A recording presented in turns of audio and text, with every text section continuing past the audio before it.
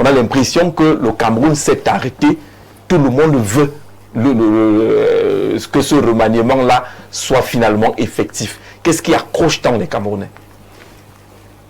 Mais vous savez que ça a été construit. Hein. Ça a été construit depuis même le jour de la prestation des serments. Il y a quelqu'un qui a offert un bic. N'est-ce pas, qui a dit voilà le bic avec lequel tu vas former le gouvernement.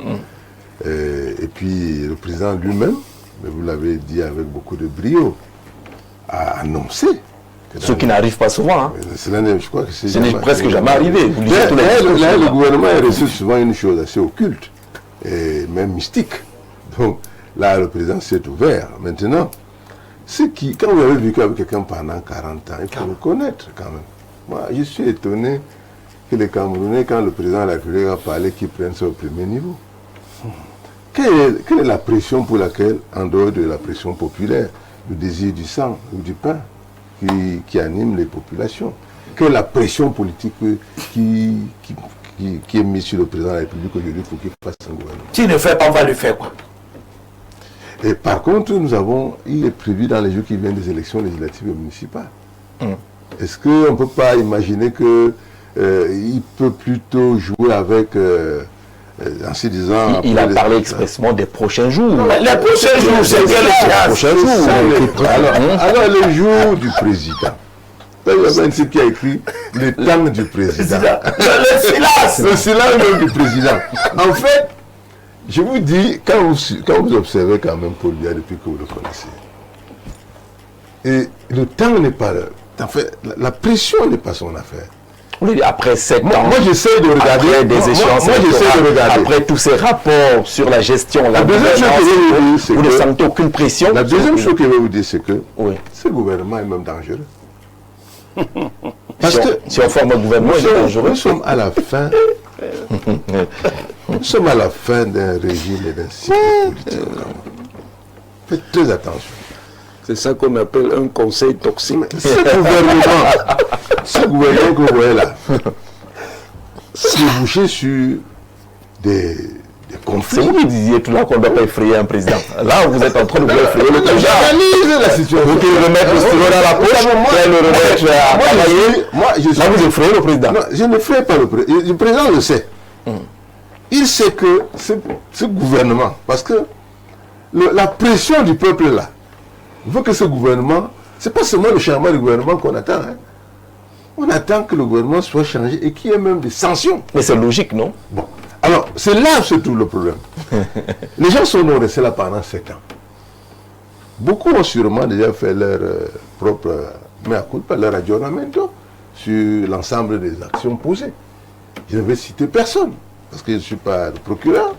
Mais les gens savent que si je sors d'ici, cette affaire, vraiment, je ne suis pas sûr de rester tranquille après ça. Il y a donc les réseaux. Il y a des réseaux qui sont mis en marche. Au regard de toutes les explications qu'on a données tout à l'heure, hein, sur la délégation de pouvoir, sur la discrimination, sur la présence d'un certain nombre de personnalités. Monsieur, il faut revenir un peu sur l'analyse de valeur de ça, là, sur les cuisines, sur les différentes cuisines plus ou moins fortes. C'est le Congo, ça. Tout cela peut constituer des réseaux qui bloquent, qui empêchent que l'homme nous mette un gouvernement en place. Et là, vous êtes en train de présenter un chef de l'État qui se fait influencer par des réseaux, par la cuisine, par les candidats.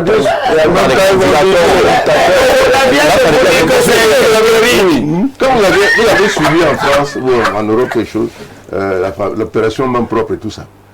Ce sont des opérations. Il y a des gens qui sont solides. Hein.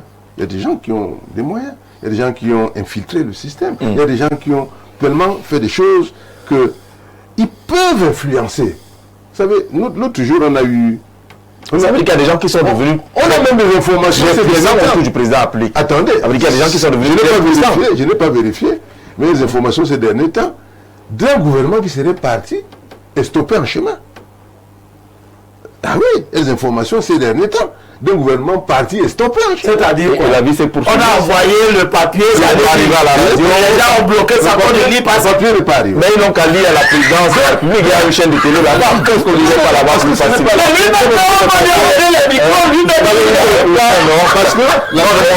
Attendez, j'espère ne pas présenter un chef de l'État qui n'a plus sa liberté, qui ne peut plus travailler, qui est devenu, qui est ligoté. Je vous présente la situation d'un régime en fin de règne. Et ça se voit partout. Qui a fabriqué des barons. D'accord. Qui a fabriqué des apparatchiks. Mais vous comprenez que ces prochains jours deviennent éternellement longs. Non, ça fait que les prochains jours, il faut faire attention, risque de ne pas être 2 jours après. On pourrait... En tout cas, d'ailleurs, au-delà de 2 jours après. Pour moi, il est bien possible que, pour des raisons objectives, politiquement parlant, que le président dise, écoutez, j'attends les élections locales. Ah, il n'aurait pas besoin de dire dans les élections locales. Merci. Que les élections locales. Alors, les gens vont aller voir dans les dictionnaires. Attendez. Les hommes ont pas la parole. Je vais vous dire. Oui. Même le changement des hommes doit obéir à certains critères qui ne sont pas forcément des critères subjectifs. C'est-à-dire que... Là, vous parlez de quelqu'un qui est au pouvoir depuis 43 ans. Attendez, qui ne découvre pas... Permettez que je vous dise, il y a des éléments qui permettent de faire les choix des hommes. Vous comprenez? Une élection permet de faire les choix des hommes. C'est-à-dire que quelqu'un qui est battu... Après une élection. Oui, après les élections. On est donc après... On peut avoir un maire, on peut avoir des députés, on peut avoir des gens qui jaillissent par leur force. D'accord, merci. Valère. Qui sont représentatifs. Joseph Marie. Merci de se lever et sortir des gens. D'accord. Si vous demandez là où vous êtes là, oui. Quels sont les Camerounais que vous voyez comme ministres vous sortirez des finances? Vous sortirez ma liste de ça là. Est-ce que ça ne devient pas long ces prochains jours évoqués par le président Paul Biya? Est-ce qu'on peut comprendre ce qu'on a vécu par exemple vendredi où tout s'est arrêté? On attendait tous quelque chose. Justement ce jour-là, le jour dont vous parlez. Non, mais moi je ne vois pas comment quelque chose peut s'arrêter pour quelqu'un qui travaille pour le Cameroun à long terme et de manière désintéressée. De manière désintéressée? Bien sûr. Quand vous dites, moi j'attends quoi? Pour dire que la vie s'est arrêtée pour moi parce que Biya s'est assis et tout bien. Vous n'attendez pas un gouvernement nouveau? Non. Est-ce que le gouvernement nouveau... Bref, je vais dans mon analyse et je vais répondre à votre question. Allons-y méthodiquement. Sur la question du gouvernement qui s'en vient, demain ou après-demain ou jamais, partons d'abord de certains éléments de base. Qui annonce le gouvernement dans les prochains jours? C'est le président de la République. Oui. Il a quel âge? 93 ans. D'accord? Il a 43 ans au pouvoir. Mais l'homme qui annonce ce gouvernement-là, qui est Biya, a beaucoup de talons d'Achille désormais, qui sont multipliés depuis une dizaine ou une quinzaine d'années. Premier talon d'Achille, Biya a toujours gouverné avec des parrains. C'est-à-dire, pour choisir des hommes dans les régions, il a des parrains. C'est-à-dire qu'il ne connaît pas toujours le jeune qui vient de sortir là, qui se remue à l'est, Cameroun, comme vous, ou dans le nord-ouest ou le sud-ouest. Alors, il a un parent, il avait Achille Achou, mort. Zengele, Dibolo, mort. Voilà, président du Conseil économique et social, le tout pourri, mort. Kaba, il ne tient plus, rien du tout. Vous voyez, je cite quelques régions. Littoral, bon, les jeunes loups ont déjà éliminé même Laurent Esso.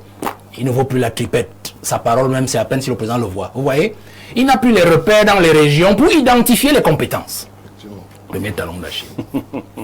Deuxième talon d'Achille, le président est un otage, désormais. Vous l'avez bien dit, parce que pour vous, peut-être ça passe comme fil au raisin de dire que le président, c'est inédit qu'il annonce un gouvernement dans un discours à la nation. Mais c'est un signe, justement, c'est le signe d'un monsieur qui est pris en otage. Combien de fois pendant plus de 7 ans, nous avons 6 ans, restons en 2019, où on avait dit 2021, il y a un gouvernement qui s'en vient. On a passé 2021, on a passé 2022, on a dit 2023, non c'est bon, il y aura un gouvernement. 2024, on arrive, et c'est le président qui vient sortir de sa bouche un gouvernement dans les prochains jours. Alors vous comprenez que dans l'analyse administrativo-politique, et surtout dans les mécanismes et les méandres des couloirs de l'État, de la gestion de l'État, voilà un otage qui s'en vient et crée un lien direct avec le peuple. Pour dire, je regarde la télé, les débats d'Info TV et les autres, et je me rends compte que vous voulez vraiment un gouvernement. Vous en avez marre de ce que j'ai gardé pendant 6 ans. Je vous promets un gouvernement dans les prochains jours. En le disant, pour un chef, une annonce qu'il fait à Mondovision, a ceci de particulier, c'est que il anesthésie toutes les forces obscures, comme le disait Joseph Elondo tout à l'heure, qui l'empêchent de changer ses équipes. Une fois qu'il a annoncé, même si vous êtes secrétaire général de la présidence de la République, vous êtes madame, son épouse, vous êtes les concubins, les concubines, les ceci, vous dites, il avait annoncé. Donc si mon nom sort dans l'affaire là, que j'empêche le président, donc il a créé ce lien.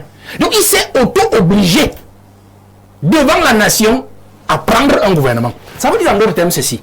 Si eux, ils continuent à l'empêcher de prendre un gouvernement, ils se feront harakiri à eux-mêmes, en montrant le président comme étant un arracheur de dents, c'est-à-dire un menteur. Vous comprenez ce que je dis? Donc ils sont obligés maintenant de renforcer le président dans sa volonté et sa déclaration de faire un gouvernement. Donc le président a contourné en fait les écueils dont parlait M. Elondo et qui existent depuis des années. C'est la deuxième chose. La troisième chose, c'est que nous sommes là, dans une situation où le président ne choisira personne. Personne. Je vous ai dit qu'il ne connaît plus personne. C'est-à-dire qu'il n'a plus des points de repère dans les régions. En d'autres termes, nous aurons seulement une substitution de visage. C'est-à-dire que même ceux qui sont là, je l'ai dit déjà sur votre plateau plusieurs fois, qu'ils n'ont pas intérêt à ce que le gouvernement change. Pour une simple raison, c'est que ceux qui viendront après, c'est les hommes de la transition. Vous comprenez? Ou les hommes du prochain régime. À penser que Biya-Swan arrive en 2032, ou alors arrive en 2032 et passe la main, disons ça comme ça, de manière naïve. Donc ils ont intérêt à toujours garder les rênes du pouvoir, même par procuration. Et comme le président a donc le désavantage de ne plus connaître, en fait, qui dans les régions, qui au fond du Cameroun peut encore faire quoi, être compétent et accepté par le peuple, il va encore s'appuyer sur eux. Nous avons dit aujourd'hui que le président, le Premier ministre est un inaugurateur de chrysanthème. On a eu ce débat tout à l'heure, vous comprenez? Le RGPR, il ne partira que dans le même gouvernement que le président signera pour faire venir de nouveaux visages. Vous vous imaginez donc qu'il n'aura pas droit au mot dans ce nouveau gouvernement? J'en doute fort. Puisqu'en fait, le lien avec la cuisine est très fort. Donc ceux qui sont... La cuisine n'a pas intérêt à perdre la main sur ce nouveau gouvernement. Donc ils vont seulement se dire, comme le peuple n'aime pas beaucoup le type de travaux publics là, comme le peuple n'aime pas beaucoup le type de... La dame du développement urbain, on sait déjà que c'est nous de la cuisine qui l'avons mise là. Comme le peuple n'aime pas beaucoup Margatana qui a déjà mis 21 ans au commerce, on ne sait même pas ce qu'il fait là-bas. Il est ministre du cacao plutôt que ministre du commerce. Comme le peuple n'aime pas, vous pouvez terminer la liste. Alors on va substituer les médiocres formés à la même école. Tout simplement pour venir continuer le même travail. C'est ce que le professeur disait tout à l'heure. Le système ne changera jamais. Les visages vont simplement changer pour adoucir le peuple, le calmer, le flatter. Mais il restera toujours le même otage du même système par les mêmes truands qui nous ont malmenés pendant 6 années et qui vont continuer à gouverner derrière le rideau à travers ces nouveaux visages qui s'en viendront certainement ou peut-être dans ce prochain. Merci Valère. L'expression dans les prochains jours signifie dans un avenir très proche, sans date précise. En pratique, elle désigne généralement une période courte, le plus souvent 2 à 5 jours, parfois jusqu'à 1 semaine selon le contexte. Merci pour ces recherches dans les dictionnaires. Mais professeur, pourquoi il y a cette impatience qui monte? Pourquoi les Camerounais veulent que les choses changent? Est-ce parce que ceux qui sont là ont déjà mis 7 ans? Est-ce parce qu'il y a de nombreuses casseroles? Est-ce parce qu'on a l'impression que les choses ne bougent pas beaucoup? Non, un État, comme je vous ai dit, a besoin de temps en temps de se redynamiser. Et puis, vous ne pouvez pas conduire une voiture avec une seule vitesse. Donc, de temps en temps, il faut changer de rythme. Il est tout à fait normal que les citoyens veuillent un mouvement ministériel. Maintenant, c'est au président de la République d'en juger de l'ampleur. Est-ce que, comme cela se fait traditionnellement, c'est une formation de gouvernement, parce que nous sommes en début de mandat. La formation de gouvernement, c'est le mouvement le plus ample. Est-ce que c'est un remaniement, c'est-à-dire quand même avec un mouvement d'une certaine importance? Est-ce que c'est un réaménagement, un mouvement un peu moins important, mais quand même significatif? Ou alors est-ce que c'est un réajustement, c'est-à-dire on change quelques figures et on continue? C'est le président de la République qui, en tant qu'autorité, nomme de manière discrétionnaire aux fonctions de membres du gouvernement. Donc, il peut juger de l'ampleur. Maintenant, le président a été investi d'un mandat par le peuple camerounais. Donc, en tant que dirigeant, avec toute l'expérience qu'il a, il ne peut pas ne pas s'intéresser à ce qui apparaît comme un mouvement profond de l'opinion. Et je crois que le président Biya est tout à fait attentif à cela, puisque dans le même temps, sa base hégémonique électorale, qui est à peu près de 70%, a été significativement érodée. Il conserve une majorité absolue, mais il n'est plus en position hégémonique. Donc, il peut entendre cela comme la traduction d'une certaine, c'est ce que vous appelez une impatience venant donc de nombreuses couches de la population du Cameroun. Et puis, traditionnellement, jusqu'à 2019, à partir de 2019, il a de temps en temps remanié. Les gens sous-estiment beaucoup l'importance de cela. C'est pas sans signification. Quand vous avez de tels signaux, il faut bien savoir les interpréter. C'est une demande importante. Maintenant, c'est le président qui va fixer les conditions dans lesquelles il va gérer cette demande. Si les Camerounais demandent ça, c'est important. Certainement, ça ne va pas révolutionner le Cameroun parce que le système institutionnel et le président font face à des contraintes systémiques. Mais si les gens le demandent, ça traduit aussi une volonté de ce que l'action gouvernante et en général et l'action gouvernementale en particulier soit relancée. Alors, du Canada, on nous dit ceci, bonjour, je souhaite intervenir sur la question soulevée par M. Elundu concernant l'effervescence avec laquelle les Camerounais attendent le remaniement ministériel. Oui, les Camerounais attendent les têtes des ministres et j'insiste, un ministre peut être incompétent, contrairement à ce qui a été dit sur ce plateau. Un ministre devient incompétent dès lors qu'il n'applique pas la politique du chef de l'État telle que le chef de l'État l'a promise au peuple qu'il a élu. Le peuple camerounais dans son ensemble attend ce remaniement. Il attend des décisions fortes. Jean-Jacques, on est même arrivé à un point où certains ont l'impression que le pays est à l'arrêt, ce qui nous maintient un peu en haleine actuellement, ce sont les lions indomptables au Maroc. Mais au-delà du football, les Camerounais attendent cette fameuse liste. C'est celle où le chef de l'État tranche, sanctionne et met fin à l'incompétence. L'attente est longue, l'impatience est grande et le ras-le-bol est réel. C'est trop. Je suis Jean Hervé depuis Ottawa. Du côté du Canada, l'attente est longue, elle est lassante. On a cité ici certains portefeuilles ministériels qui n'ont pas d'occupants à la suite des décès, il y a même eu des démissions, entre autres. Est-ce que tout cela peut justifier cette attente pressante? Jean-Jacques, ce que je sais, c'est que le président Biya, en 43 ans, nous a montré qu'il n'a pas peur de l'opinion. Il fait les choses comme il veut. Et nous lui avons donné les occasions de consolider cet état d'esprit. Il nomme qu'il veut, sans tenir compte de ce que nous, on a comme déterminant. On a vu des ministres comme Issa Chiroma qui allaient aux élections, qui les perdaient, mais on les nommait. Ils croyaient que si tu vas aux élections et que tu perds, ça veut dire que tu n'as pas de base populaire. Et donc, mais on a vu ça. On a vu des ministres qui décèdent, on ne les remplace pas et le ministère est toujours là. Le ministère n'a pas disparu. Comme pour donner l'impression que ce ministère en réalité ne servait à rien. Mais il est là et ça marche.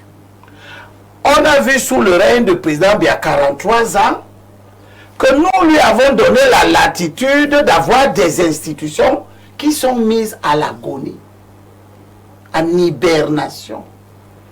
Le Conseil économique et social a disparu dans les esprits. Il y a des gens qui sont nés quand le président Biya est arrivé au pouvoir, qui ne savent pas qu'il y a une institution qu'on appelle Conseil économique et social. Je vous rappelle qu'un enfant qui est né quand le président Biya est arrivé a déjà aussi 43 ans. C'est un vieil adulte.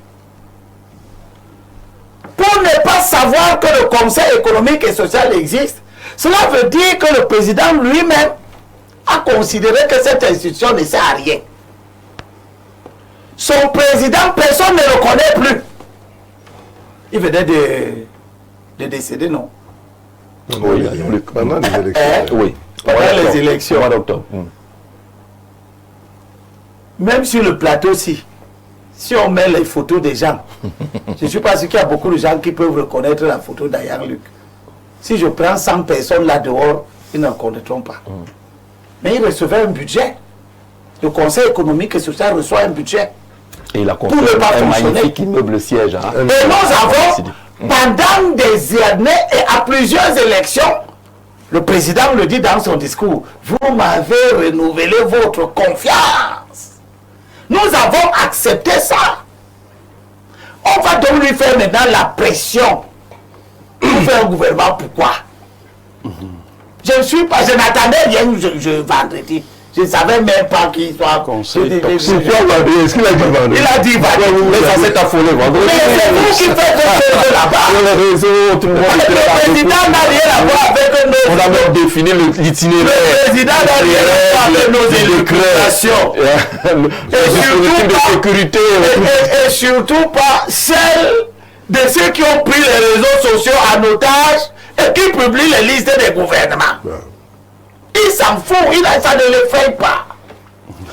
Le président est arrivé à un niveau de sentiment d'être un être supérieur à la société camerounaise, qui fait que le Conseil supérieur de la magistrature n'a pas fonctionné depuis combien d'années? Non, donne-moi le nombre d'années. Ben, j'en sais plus rien. 4 ans. 4 ans. Ah, 4 ans. Environ 4 ans. Environ 4 ans. Oui. Mais ça a fait quoi? Est-ce que les magistrats eux-mêmes qui sont, dont le sort est lié au fonctionnement de cette institution, tu les as entendus se plaindre? Les enfants sont au quartier. Et Ils ne se plaignent pas. Les nouveaux sortis de l'école, Au quartier. ils sont au quartier, tu les as entendus se plaindre. Voilà le type de société que nous sommes. Nous sommes une société où vous travaillez dans une commune. Le maire de la commune ne vous affilie pas. Mais vous-même, vous ne vous plaignez pas. J'ai peur d'être Nous sommes dans une société où les anciens combattants de Douala, on arrache la maison du combattant. Quelqu'un devient propriétaire de ça. Il loue, il fait les fêtes dedans, il prend l'argent et met dans la poche. Les anciens combattants ont leur office. Ils ne peuvent pas se plaindre. Ils viennent se plaindre chez Limbi. Ils ont un secrétaire d'État. Ils ont même d'avoir leur délégué régional maintenant. Ils ne se plaignent pas chez lui. La culture du soifa. De quoi? Le soifa. C'est quoi le Le soifa? commérage. Le pain sur la table. Tu es victime de quelque chose. Tu es incapable de dire pourquoi vous me faites ça. Je ne veux pas, je ne suis pas d'accord. La responsabilisation. Nous avons parlé de ça tout à l'heure. Ouais. Il parle de responsabilité. Je parle de facteur humain. La qualité des hommes. Vous êtes quelle qualité? Moi qui ne peux pas m'employer, 30 ans, tu ne me mets pas à la caisse et je suis toujours là. Je n'attaque pas ça au tribunal. Parce que je crains que si j'attaque ça au tribunal, tu vas me renvoyer. Et si tu me renvoies, moi en fait je ne suis pas un employé. Puisque je ne suis pas affilié à la caisse. Mais il n'y a pas de pression. Mais il y a mais mieux, mon ami Mekoulou m'entend. Pourquoi Mekoulou, tu laisses que les enfants de la commune de Douala Première soient sans pension? Alors que la loi te donne la capacité à déclencher les enquêtes, non? La procédure. Les procédures. Pourquoi tu laisses?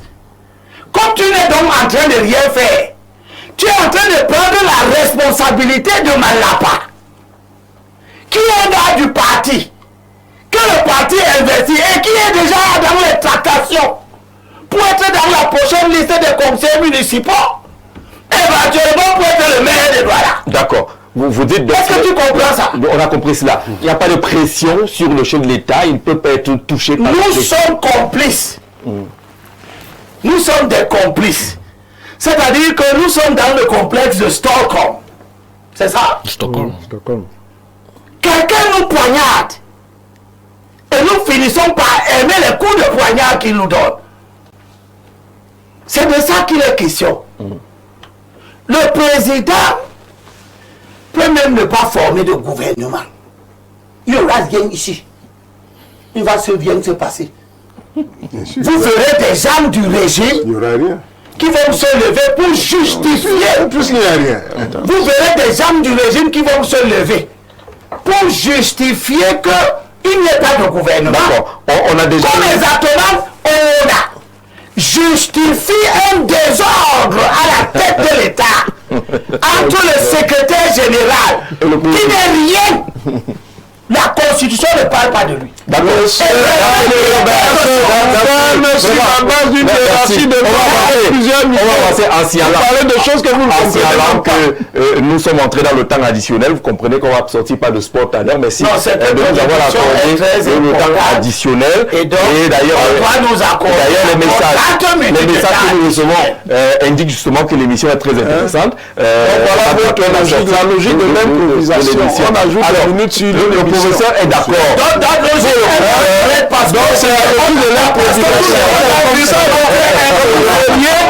Si vous deviez gouverner un pays, l'improvisation normative, on ajoute des minutes dans une émission comme ça, pas membre du gouvernement. D'accord, merci. Le chef de gouvernement serait capable de faire tout ce qu'il a.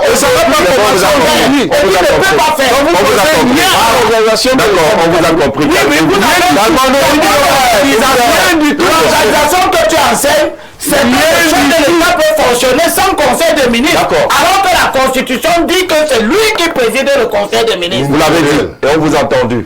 Merci. Je préfère ne pas faire les minutes. Je reprécise, en tout cas, la question est celle de savoir si on n'est pas entré dans une longue attente qui ne se justifie pas au regard des propos même du chef de l'État. C'est lui qui a parlé. C'est lui qui a annoncé pour les prochains jours. Est-ce que ça ne commence pas à traîner? C'est la préoccupation des Si tu es avant que tu ne fais la parole, tu sais ce qu'un jour chez Dieu, non, dans la Bible, on te dit qu'un jour de Dieu, c'est 1000 ans pour les hommes, non? Alors peut-être que les prochains jours de Paul Biya, ça peut être 6 mois. Alors, c'est de la parole présidentielle qu'il s'agit là maintenant. Oui, mais on est toujours dans le registre parce qu'il y a une dynamique institutionnelle. J'avais dit ici la semaine dernière aux gens qui se pressaient que la logique d'un mouvement ministériel se mettait en place. Mais le dire ne signifie pas que ça va se passer nécessairement tel ou tel jour. Et j'avais aussi dit que quand on prend les rythmes de renouvellement des gouvernements depuis les années 80, après une élection présidentielle, la date la plus lointaine, c'était le 4 janvier 2019. Aujourd'hui, nous sommes le 4 janvier 2026. Donc, et j'avais précisé que si d'ici la fin du mois de janvier 2026, il n'y a pas de gouvernance, c'est peut-être à ce moment donc que les gens devraient s'inquiéter. Maintenant, le président de la République lui-même a mis une restriction qu'il n'était pas obligé de faire en disant le gouvernement dans les prochains jours. Il faut bien interpréter ce que ça signifie.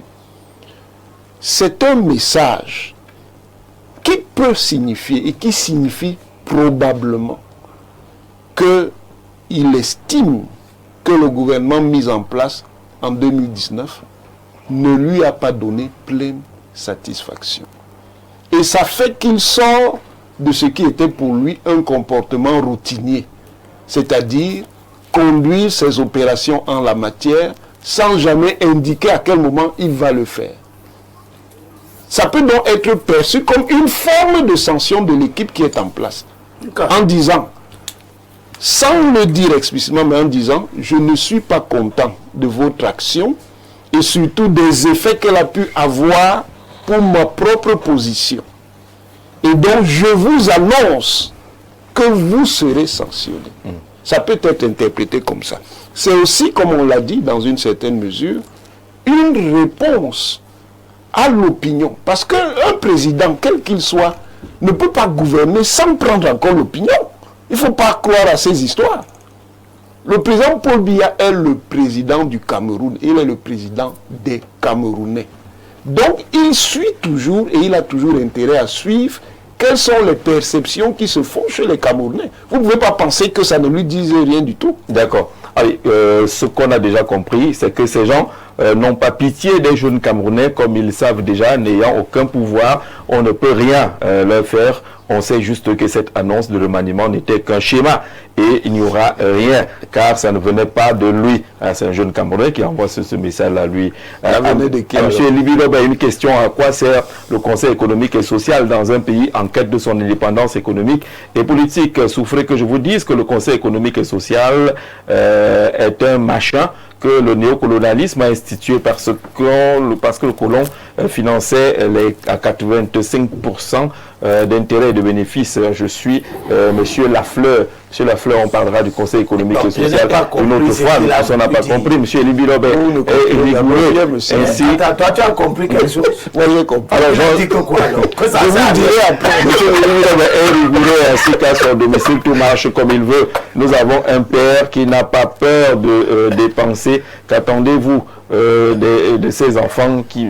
Bon, je ne comprends pas beaucoup votre message là, c'est un peu compliqué. Bonsoir, panel. Bonjour. Le débat sur le remaniement révèle une agonie politique. Les jours s'étirent parce que le système est à bout de souffle. Le gouvernement actuel ne gouverne plus. Il administre la dette et hypothèque l'avenir des générations futures. L'incompétence est structurelle, visible dans certains ministères. Je ne vais pas vous aider à les citer parce que moi je n'ai pas les unités de mesure là-dessus. C'est vous qui savez quels sont les ministères qui fonctionnent ou qui ne fonctionnent pas. Bonjour, l'attente aussi longue de ce nouveau gouvernement montre à suffisance que le président est un otage. Comme le souligne Valère Bessala, nous avons été habitués à utiliser le temps du président, mais je pense que cette fois-ci, particulièrement la sagesse voudrait que le président utilise le temps du peuple s'il veut rester dans la posture de celui qui écoute son peuple. André depuis Douala.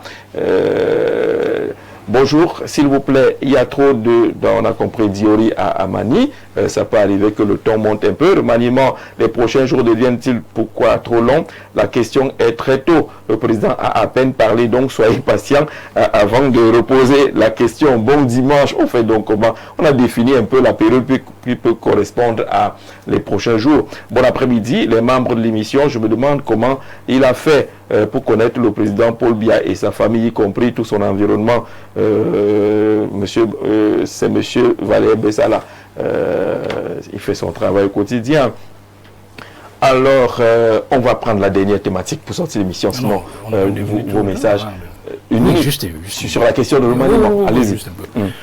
Bon, je voudrais ajouter deux ou trois choses à ce qui a été dit par mes copanélistes pour dire en fait que, le docteur a embrayé cela, mais il faut appuyer. Nous sommes dans un septennat des espérances. Des espérances. Il n'a pas dit de l'espérance. C'est grandeur et espérance. Il y a S espérance, non? Non, il n'y a pas S. Donc, une seule espérance. Très bien. Alors, nous sommes, je crois que vous et moi, on avait déjà défini ce terme dans le passé. C'est vous qui avez défini. C'est-à-dire, on peut ouvrir Google, je l'avais fait, on a fait cet exercice. Oui. Le septennat des incertitudes.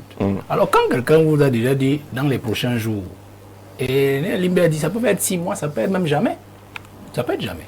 Mais moi, je voudrais simplement dire une chose, c'est que le prochain gouvernement, si c'est un gouvernement qui s'en vient, il est tout à fait simple à analyser. C'est pas compliqué. J'ai déjà dit que le président ne connaît pas ce qu'il va nommer. C'est d'autres qui vont le lui proposer.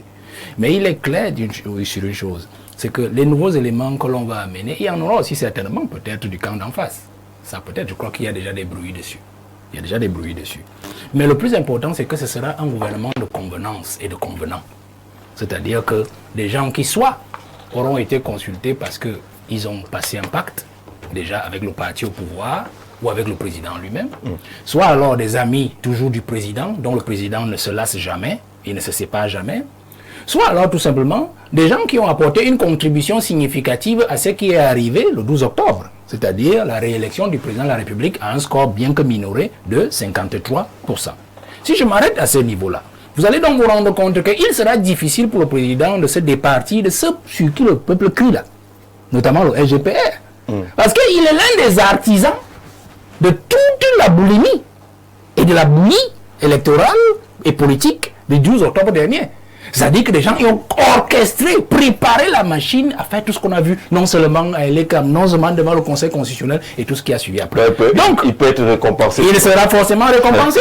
Si vous prenez celui qui nous... celui que vous appelez tout... Si vous faites un sondage à l'extérieur, ça a peut-être fait partie de celles que... Ben oui, mais on est en train de vous le dire clairement. Une minute pour mettre justement ce que tu dis.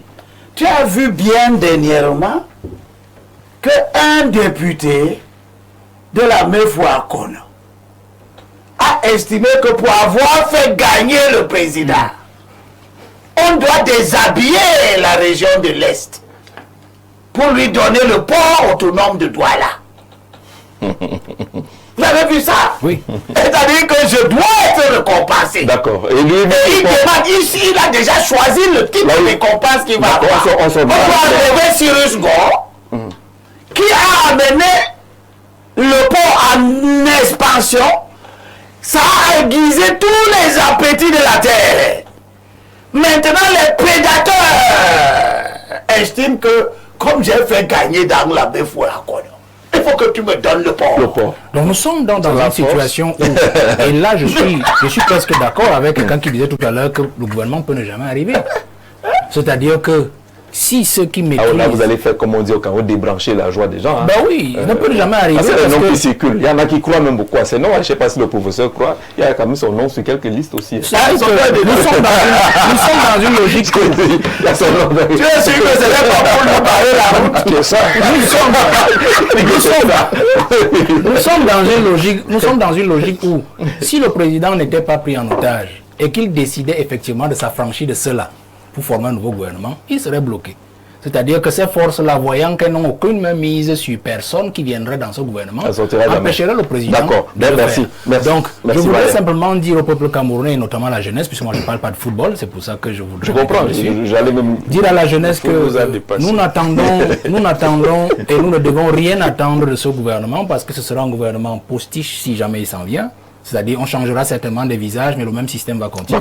Ce qui est le plus important pour nous, je sors par là où je suis entré, c'est que les législatives et municipales qui s'en viennent, qu'on se mobilise. Que ce soit des aînés qui croient au changement, que ce soit cette jeunesse-là de tous les bords, qu'on se mobilise pour prendre d'assaut le Parlement et les communes, pour qu'au moins nous puissions assurer le minimum politique pour nous sauvegarder des logiques de lobby qui empêchent le président. On a 2 minutes chacun pour dire un mot de sport.